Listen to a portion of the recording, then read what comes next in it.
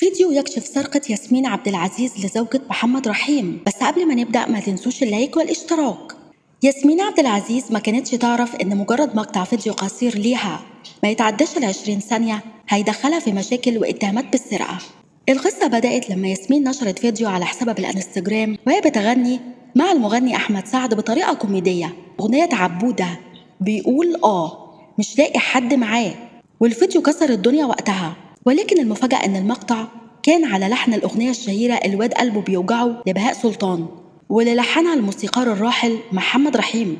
وفي أول تعليق من زوجة الملحن محمد رحيم مدربة الأسود أنوسة كوتا، قالت أنا اتفاجئت باللي حصل من ياسمين عبد العزيز وإنها ما خدتش إذن مني باستغلال اللحن، ودي حاجة اسمها سرقة وحقوق ملكية. انتوا بقى يا جماعة ايه رأيكم؟ هل ياسمين كانت تقصد ولا ده كان مجرد هزار؟